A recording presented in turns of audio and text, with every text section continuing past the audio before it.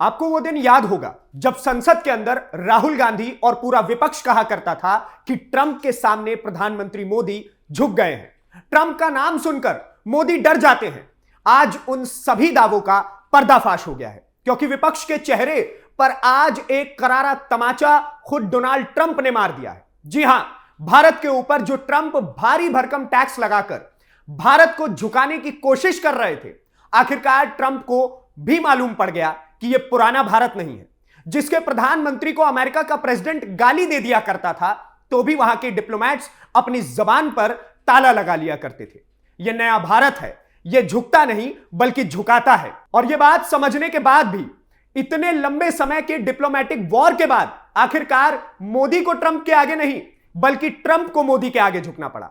और उन्होंने जो भारी भरकम टैक्स लगाने की कोशिश भारत के ऊपर की थी, उस कदम को पीछे लेना पड़ा। जी हां, सोमवार रात करीब 10:30 बजे ट्रंप ने खुद आगे आकर इस बात का ऐलान किया कि वो भारत के ऊपर लगा 25% का टैरिफ घटाकर अब मात्र 18% कर देंगे, जो कि दुनिया के सभी देशों के मुकाबले बेहद कम है। और आज मैं आपको यह भी बताऊंगा कि आखिर कैसे ऐसी अच्छी खबर को भी हमारे देश का विपक्ष गलत दिखाने की कोशिश करता है, कैसे हमारा बेबस विपक्ष आपको बरगलाने की कोशिश करता है। पूरी खबर क्या है मैं आपको विस्तार से बताऊंगा। उससे पहले आप मेरा परिचय जानिए। नमस्ते, मेरा नाम नीतीश ठाकुर है और आप कैपिटल टीवी देख रहे हैं। दरअसल कल देर रात ट्रंप ने अपने ऑफिशियल ट्रूथ अकाउंट पर एक के बाद एक 3 पोस्ट किए, जिसमें उन्होंने सबसे पहले पोस्ट किया अपनी और मोदी की मैगजीन पर छपी एक तस्वीर को, जिसमें दोनों ही ताकतवर नजर आ रहे हैं। साथ ही ट्रंप इस तस्वीर से बताना चाहते थे कि मोदी भी किसी वर्ल्ड लीडर से कम नहीं है। उसके मात्र 5 मिनट के अंतराल में ही वो एक और पोस्ट करते हैं, जिसमें वो दिल्ली स्थित इंडिया गेट की तस्वीर शेयर करते हैं और कहते हैं कि भारत का सबसे खूबसूरत विजय द्वार, हमारा द्वार सबसे महान होगा। अब इसमें ट्रंप बात कर रहे हैं ट्रंप और मोदी के द्वार की।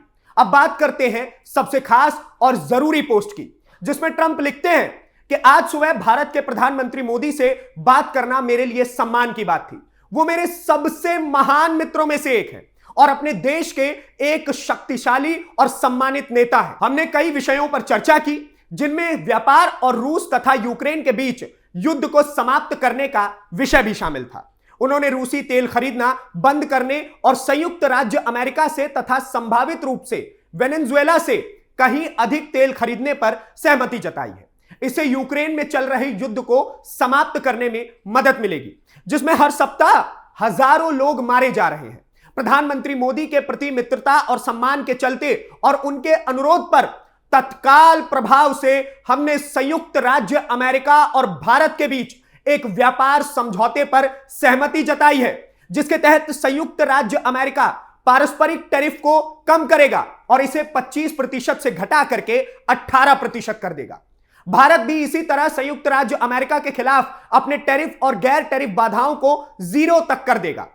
और साथ ही उन्होंने कहा कि प्रधानमंत्री ने बाय अमेरिकन के प्रति भी कहीं उच्च स्तर पर प्रतिबद्धता जताई है। इसके अतिरिक्त $500 बिलियन से अधिक की अमेरिकी ऊर्जा, प्रौद्योगिकी, कृषि, कोयला और कई अन्य उत्पादों की खरीद का भी वादा किया गया है। भारत के साथ हमारा अद्भुत संबंध आने वाले समय में और भी मजबूत होगा। प्रधानमंत्री मोदी और मैं ऐसे 2 लोग हैं जो काम करके दिखाते हैं, जो बात अधिकांश लोगों के बारे में नहीं कही जा सकती है। इस विषय पर आपके ध्यान के लिए धन्यवाद। अब इस पोस्ट में आप देखिए कैसे ट्रंप ने उन लोगों के ऊपर करारा तमाचा मारा है जो लगातार इस सोच में डूबे थे कि मोदी ट्रंप के आगे कुछ भी नहीं है। इसमें खुद डोनाल्ड ट्रंप अपने मुख से यह बात कह रहे हैं कि मोदी मेरे सबसे महान मित्रों में से एक है। यानी यह हमारे देश के अनपढ़ विपक्ष के मुंह पर एक बहुत बड़ा तमाचा है कि डिप्लोमेसी को पढ़िए, समझिए, तब जाकर के मुंह खोलिए। लेकिन यह बात राहुल गांधी और उस गैंग को कभी भी समझ नहीं आएगी जो हमेशा झूठ के पुलिंदे पर अपनी राजनीति को चमकाने की कोशिश करते रहते हैं। आपने एक बात पर गौर किया कि आखिर कैसे ट्रंप मोदी को भारत का सबसे ताकतवर और सम्मानित नेता बता रहे हैं। हालांकि विपक्ष को यह बात भी नहीं पचने वाली है, क्योंकि कहावत है बंदर क्या जाने अदरक का स्वाद। एक समय इसी अमेरिका के पूर्व राष्ट्रपति बराक ओबामा ने अपनी किताब द प्रॉमिस लैंड में राहुल गांधी के बारे में लिखा था कि Rahul Gandhi is a nervous and unformed quality man, यानी कि घबराया हुआ और ठीक से विकसित ना हुआ लड़का। तो अब आप राहुल गांधी और मोदी का कंपैरिजन इसी बात से कर लीजिए कि एक को भारत का सबसे ताकतवर नेता बताया जा रहा है और दूसरे को मात्र एक घबराया हुआ लड़का।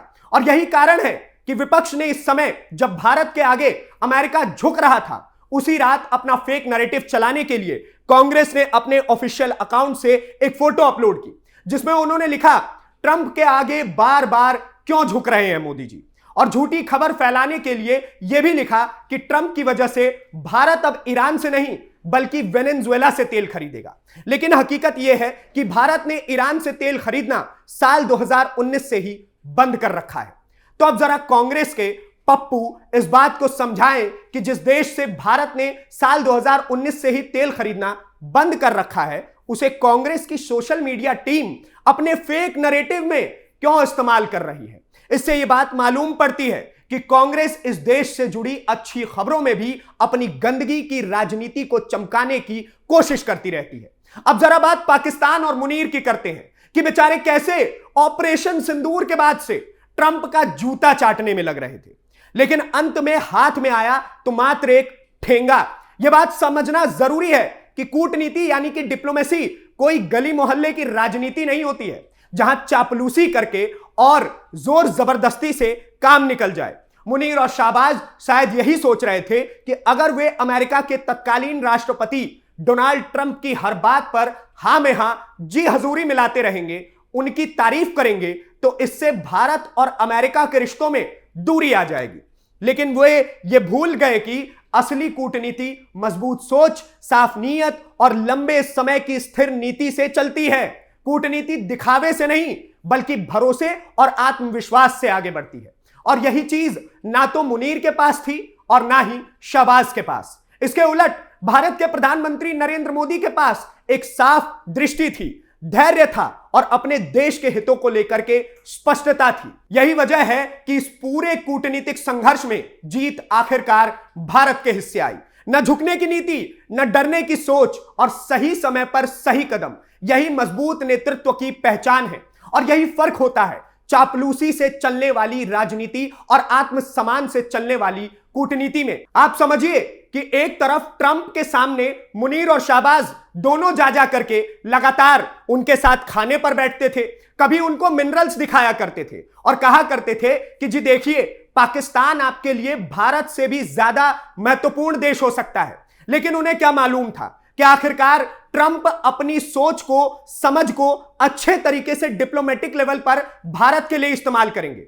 आप समझिए कि एक तरफ जो पाकिस्तान यही सोचता रहता था कि जी देखिए, हम ट्रंप के आगे झुक रहे हैं तो ट्रंप भारत से मित्रता तोड़ देंगे, लेकिन अंतकाल उन्हें मालूम पड़ा कि यह सब कुछ नहीं होता है। डिप्लोमेटिक सोच और पढ़े लिखे लोगों की राजनीति आज के समय में विश्व में, जो कि प्रधानमंत्री नरेंद्र मोदी और उनके डिप्लोमेट्स के पास है। इससे यह कतई भी नहीं चलेगा कि आप ऑपरेशन सिंदूर के बाद जाकर के ट्रंप के लिए खड़े होकर के बड़े बड़े तमगे मांगे, जाकर के बोले कि इनको नोबेल पीस प्राइज दे दीजिए। अरे भाई साहब, नोबेल पीस प्राइज कभी ऐसे नहीं मिलता है, उसके लिए बहुत महत्वपूर्ण काम करने पड़ते हैं और यह बात खुद ट्रंप भी जानते थे। और यही कारण है कि एक छुटभैये देश को, एक घटिया से देश को उन्होंने अपनी सो कॉल्ड पॉलिटिक्स के लिए इस्तेमाल कर लिया, लेकिन उन्होंने मित्रता साझी तो केवल और केवल एक देश के साथ, जो कि है भारत, जो कि है प्रधानमंत्री मोदी। बाकी आप क्या कुछ सोचते हैं कि क्या आपको भी लगता है कि प्रधानमंत्री मोदी ट्रंप के आगे झुके, या फिर यह केवल और केवल विपक्ष का एक बहुत बड़ा ड्रामा है? राहुल गांधी की सिर्फ और सिर्फ हिपोक्रेसी आपको इन सब में नजर आती है? हमें कमेंट बॉक्स में जरूर बताएं। और ऐसे ही खबरों को विस्तारित रूप से समझने के लिए, विश्लेषक रूप से समझने के लिए कैपिटल टीवी को सब्सक्राइब करें। धन्यवाद, नमस्कार, जय हिंद।